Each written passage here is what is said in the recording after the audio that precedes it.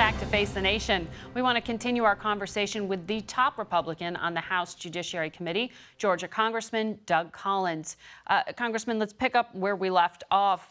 In terms of the Attorney General's testimony and the questions about the accuracy and truthfulness of his accounts to the public and Congress, we now know, because it became public, that the special counsel himself wrote a letter dated March 27th saying, quote, "There is now public confusion about critical aspects of the results of our investigation. This threatens to undermine the central purpose for which the department appointed the special counsel to assure full public confidence in the outcome of the investigations." Do you want the special counsel to appear and explain exactly what he was objecting to here? We've already asked for the special counsel to come, Margaret. We did that over a month ago because we believe, actually he is the fact witness here. He was the one that conducted the hearing, the investigation over 2 years, spending well over $30 million, had all the assets in place with a grand jury and everything. He's the one that is the central figure here. But do you know what he was objecting to in that letter? Because you seem to be defending the Attorney General. Well, I think if you read the letter, you see what he's concerned about. He was concerned about the public perception, a la what has happened through the press, on how it was being portrayed. When you look at it, what he's saying is a rollout. I read it, and I read the letter as well in totality, in which he never disagreed with the conclusions of the Attorney General. The conclusions were right, and as the Attorney General has said, and also Mr. Mueller said in that letter, he was concerned about how it was put out. He thought there might have been more put out at a certain time, and it was the Attorney General's job to actually make sure on how he was going to put that out for most of the folks in the public to see it. That was, I believe, the difference if you take a strict reading of the letter. Okay. This is not the only hearing. In fact, there are many investigations. There are many subpoenas that have been issued to the administration. And it seems that really you're seeing a head-to-head clash between the congressional branch of government and the White House on many fronts. Is the refusal to comply worrisome to you, that this is setting a precedent that undermines the oversight capabilities and charge of Congress? No, it does not, because it's happened with every administration. In fact, during the Obama administration, there was a lot of pushback. There was always a slow walk of information requested, and sometimes a rescheduling of witnesses. This is something that goes on between the administration and the congressional branch at all times. Now, I'm very much in favor of congressional oversight, no matter who's in the White House, and we have that proper role, but there is a give and take between the two. And I believe especially in the regards of what we're seeing right now from my chairman, if the chairman would actually engage and then find a way to find accommodations, offer accommodations, do the things that have been done in the past historically, instead of rushing to do a contempt or rushing to a press release or rushing to make an assumption, then I think we could actually get to the oversight that we need to have on this. Congressman, thank you for your time this morning. We turn now to Congressman Eric Swalwell, who joins us this morning from Mason City, Iowa, where he is campaigning for the Democratic presidential nomination. Welcome to Face the Nation, Congressman. I know you are Thank you. You are very much involved as well with these hearings and these investigations. So let's start there before we talk about your 2020 platform. This hearing that we were just talking about, that the Attorney General did not show up for, in the center of the room, one of your Democratic colleagues put a bucket of Kentucky Fried Chicken and an actual chicken. It obviously got a lot of press attention, but is this really the tone that Democrats want to set? Margaret, the tone we want to set is to highlight that America was attacked by the Russians in 2016. The basic function of a government is to protect its people from a foreign attack, and we needed the Attorney General to come to Congress, a separate branch of power, and tell us what the Russians did, who they worked with, and what we could do next. And he chose not to show up, and there's going to be consequences for that, and that was highlighted by another colleague of mine, but the bigger issue here is he didn't show up. He didn't show up. They argue over these procedural arguments in regard to having other lawyers, staff lawyers, question alongside congressmen like yourself. For you, you think this is just a refusal to comply because of what? Margaret, I don't care if we asked him to meet us here in Mason City to tell us about what the Russians did. We are a separate branch of power, and we have the right to ask so we can protect the American people. And again, I think this is more about not wanting to play an away game. He had a home game with the Senate with Chairman Graham. He didn't do so well there. It looks like he lied to Congress, and he didn't want to come the next day where he would face even more tough questions. And again, the bigger picture here, if we are not able to protect our people from a foreign attack, do we really actually have a government that can defend us? You said you seem to agree with Speaker Pelosi that the Attorney General lied. Specifically here, what is it that you are taking issue with? Well, first, he prejudged the report before he even became Attorney General. I think he should have never been confirmed, but once confirmed, should have recused. Second, he falsely accused the Obama administration of spying on the Trump campaign. Third, he mischaracterized at the press conference and to Congressman Chris what Bob Mueller's view was on the report. And finally, and most importantly, he missed the deadline last week to give us the full Mueller report. There have to be consequences for that. For that reason, I think you have to move this obstructor out of the way, and I'm recommending that we impeach Attorney General Barr so that we can get the information we need to protect our country. Did you read all the Mueller report? Yes, and there's an eighth of it that I'm not allowed to read that I should be allowed to read. Well, your leadership has the ability to read it, but we know that there's a reason for that objection. But I want to get to the point of the sweeping and systematic Russian interference that is laid out in the report is substantiated. But I know you have been talking, because you are also in an intelligence role on that House committee, saying a number of things that I want to quote back to you up until this point.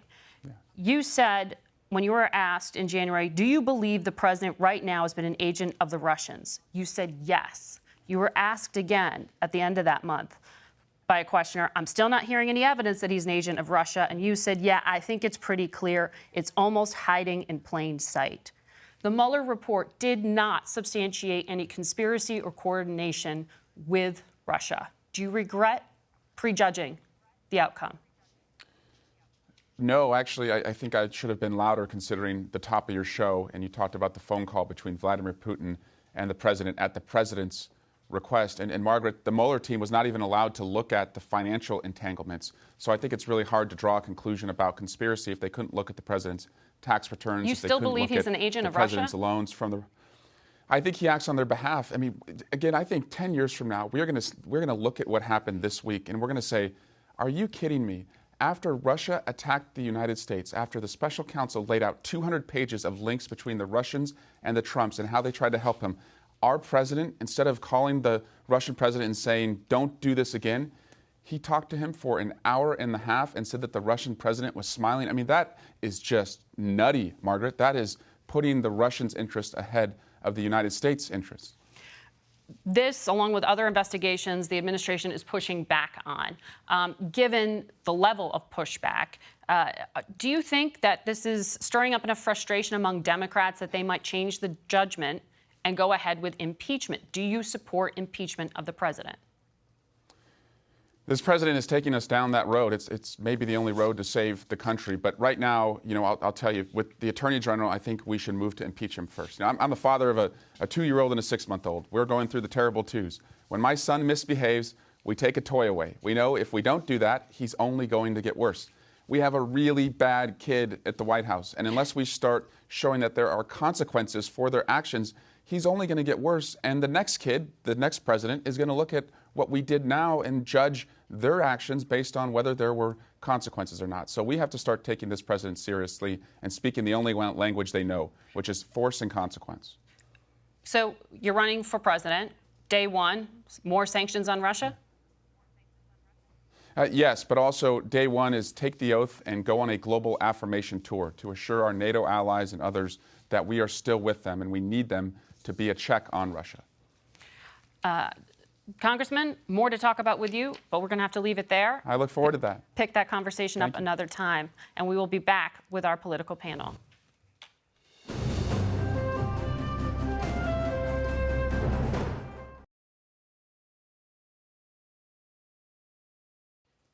We turn now to our political panel. Byron York is the chief political correspondent for the Washington Examiner. Shawna Thomas is the Washington bureau chief for Vice News. Rachael Bade covers Congress for the Washington Post. And Michael Crowley is the White House and national security editor at Politico. Not for long, though, because congratulations, Michael. I know you're headed to a new assignment for the New York Times to cover the White House. Thank you. I'm excited. Thank you. And hope to have you back at this table. Byron, good to see you. Thank you. The Speaker of the House says that the Attorney General lied under oath. Did he? I don't think so. I think if you look at the text of what the Attorney General said in that exchange with Representative Christ, you played it earlier. If you look at the text, Bill Barr gave an accurate and very lawyerly answer. We've seen that in Congress before. He was asked about Robert Mueller's team, about a news story that had appeared in the New York Times right before, about members of Mueller's team had told associates that they were unhappy with the report, specifically said they didn't know what Mueller himself thought. And Bill Barr said, look, I talked to Robert Mueller himself. I don't know what his team said, and that's why I answered the question. It was not forthcoming. It was narrow, but it was not a lie. But the letter from the special counsel that became public this week underscores, it seems, at least some level of disagreement between the special counsel and the Attorney General in the public portrayal. How do we make sense of that? Well, I don't think there's any doubt about that. I think Barr would say, look, there was intense public pressure when the report was sent over to the Justice Department on March the 22nd. I had to get something out. So in a couple of days, I summarized the report's principal conclusions. I didn't characterize the whole report. Basically, he said that Mueller had found the evidence did not substantiate a charge of conspiracy, and that he chose not to exonerate the president on obstruction. And he included that in his letter. So, look, I think a 2-page letter is not going to characterize a 448-page report. But what this underscores, and I think also what Barr's hearing in the Senate Judiciary Committee underscores, is the need to hear from Mueller. There were so many questions that Attorney General Barr got that day, and what I was struck by was they were asking him to characterize Bob Mueller's thoughts. And there was even one time where he says, I don't want to characterize Bob's thoughts about a question from a Democrat. And I think if Bob Mueller is willing to speak to the Senate Judiciary Committee, to a House committee, that whole thing, he can actually answer some of these questions that Barr got. And that can help figure out, was it a lie? Was it not a lie? All of those things actually sort of rest on Bob Mueller. There's also the saying that, if you're explaining, you're losing. So maybe, Barr can go out there and try to explain, well, I thought the question was this or that. But Democrats feel they definitely have enough in terms of saying he lied. And it's not just that comment. He has now ignored 2 subpoenas from the House Democrats. He did not show up at a hearing that he was supposed to attend last week. And they have a whole list of grievances with him. And so we're going to see them. It's interesting with your interview with Swalwell. He talked about impeaching Barr. The Judiciary Committee. About impeaching the president. Right. Well, there's this debate going on about, do we just hold Barr in contempt of Congress? Because they are going to do that. It's a matter of when, not if. But if they impeach Barr, does that make it harder for them to one day impeach the president? And there was a private conversation with some Judiciary Democrats last week where they actually debated that very thing. Can they impeach both? Or if they're going to impeach anyone, they would want to impeach the president, not Barr. So it's sort of an interesting, how they handle that will be interesting to watch. Any attempt to impeach is dead on arrival in the Republican-controlled Senate. So what does this accomplish? To people at home, it just sounds like more fighting in Washington. Yeah, so I think with the Mueller report, the House Democrats had a call right after the Mueller report came out, and the message was still the same. Do not talk about impeachment. Well, let's talk about investigating the president. We'll keep investigating him and see where it leads. But there was a turning point, I feel like, last week with a lot of Democrats when the president came out and said, I'm going to ignore all the subpoenas.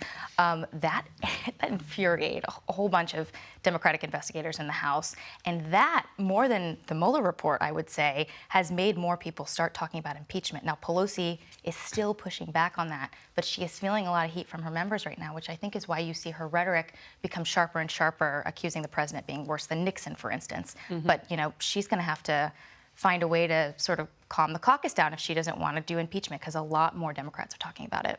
Michael, is it a fair question? And it's a question I put to the Secretary of State, I'll say that. But is it a fair question to ask why the president didn't bring this up with Vladimir Putin, given that it has been discussed, they have confronted him in some way through other channels? In the wake of the Mueller report, should we have expected the president to have pushed Vladimir Putin? Well, I wouldn't have expected it because at this point we know that the president just doesn't want to talk about this. He doesn't want to prioritize it in his relationship with Putin. And I find it, although strange on some level, also utterly unsurprising. And what's more striking to me is, in general, the president's tone toward Putin is just completely unchanged. So in other words, it's not that particular point about election interference and is he still pushing that. It's that he's still talking about trying to have a good relationship with Russia, speaking in generally positive terms about Putin, kind of describing this, this kind of bonhomie that they have between each other, this light rapport, joking around. Putin was smiling through the telephone, that kind of strange formulation the president used.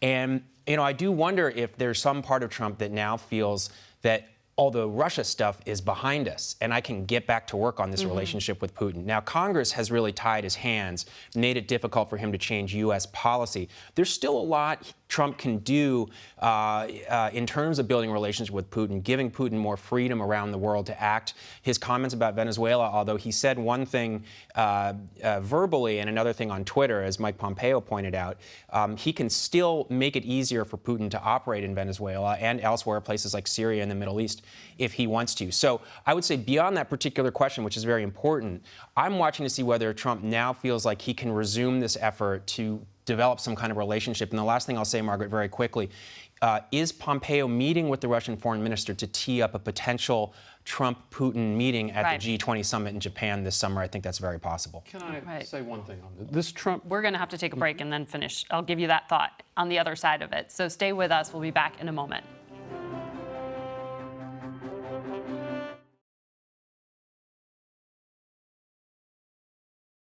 We're back now with our political panel. Byron, I'll start with you. I cut you off before the break. Well, we were talking about Russia and the president's lack of confrontation with Putin. I mean, the Trump-Putin show is a recurring show. Trump has consistently refused to publicly condemn Putin. It just happens over and over and over, and I think he makes a mistake every time he does that.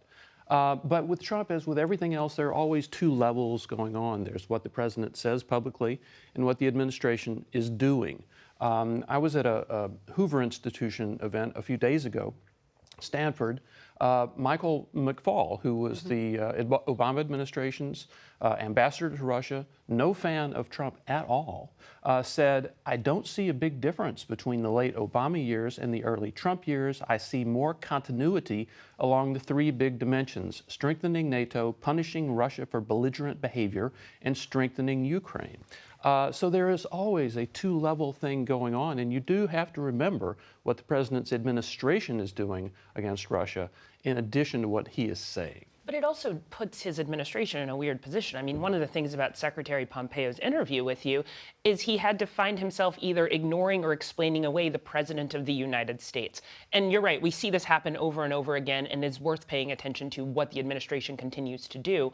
But what does that say to our friends, our allies, the people who don't like us around the world, when the President continues to say one thing, but Secretary Pompeo and everyone else say something else? It is just confusing, and it isn't clear. And the president's words do matter in foreign affairs. And just one sentence on this. Now that the Mueller report is behind us, and Mueller did not find a criminal conspiracy, at least, to collude with Russia, will the president now feel more freedom to try to change U.S. policy? So that is behind us, what you just described. And I'm just waiting to see what comes next. We may be in a different environment now. And I'm interested in what you said about potential meetings, since the president has floated this idea of a nuclear deal with Russia and with China. So more to come on that front.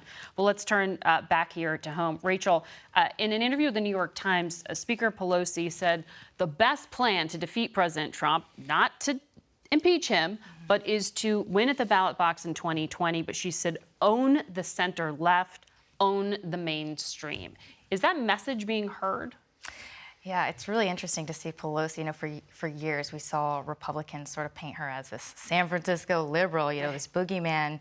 And she, more than any other leader in the Democratic Party, is really taking a pragmatic approach to impeachment, to 2020. She has pretty much put any notion of putting a Medicare for all on the House floor to the side. They're having hearings on that. but she's not talking about it. She says, calm down on impeachment. And this just shows this sort of cautious approach that she is taking when it comes to keeping her own majority, and this fear that she has that, her caucus could potentially overreach, or being accused of overreaching when it comes to these investigations, and that it could have a blowback not only on the House, but, potentially giving Trump a second term, which is the last thing that she wants. I also think it's interesting to look at the Republican side, too, because, you asked Collins about if he had any concerns about Preston here and about Trump stonewalling all these investigations. I covered, his response was something along the lines of, oh, every administration does this. And it is true, there's always a tug of war between, the House and the White House. But I covered the IRS scandal and the Benghazi investigation. And the White House, the Obama White House that hated those investigations, they gave over a ton of information. They let people do depositions. And so it's really interesting to see that Republicans don't have any concerns about precedent here, because they're actually going to be undercutting potentially themselves in the future when there is a Democrat in the White House and they regain control of the House. Byron, why isn't there more concern about that? I am actually a little mystified at Pelosi's behavior. She has been putting the brakes on this a lot on impeachment talk. She knows a lot of her base wants it, and a lot of senior Democrats, like Pelosi, believe that impeaching Bill Clinton was political suicide for Republicans back in 1998.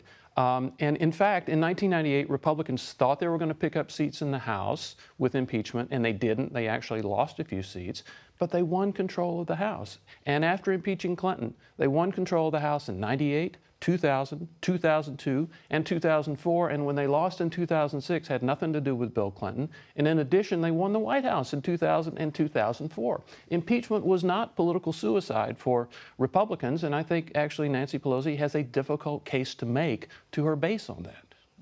But Nancy Pelosi also says, and I think this came up in that phone call that they had right after the Mueller report came out, but all the Democrats were scattered throughout the country because of the recess, that some of the things we remember from the Nixon situation, the hearings, John Dean talking, all that stuff, weren't impeachment hearings. They were hearings about the investigation, and they were hearings about what was going on. And that her point was, we can get our version of the Mueller report out into the world because we know lots of people aren't going to actually read it. We can do that through committee hearings. We can do that through hearings without quite going as far as impeachment when we know we are going to lose that argument in the Senate. So I think what she's focused on is like, what is the PR way to do this? Like, can we get all this? Can we get Mueller out in front of it? Can we do all that and not have to call it impeachment? The problem there, though, is that, with the president doing the stonewalling of Congress, the Democrats, that plan is going up in smoke right now. I mean, they wanted to bring Don McGahn. Mueller. Well, Bob Mueller is one thing, and it sounds like he is going to appear before the House at some point here in the next couple of weeks. But Don McGahn, for instance, was a key witness in the Mueller investigation, and specifically on questions of obstruction of justice. But the White House is saying they're not going to let him appear. So that whole plan of investigating and laying it out for the public, it's sort of shot right now. Well, we will see if the special counsel does testify. It'll be must-watch television. We will be right back with the other part of this must-watch television in a moment.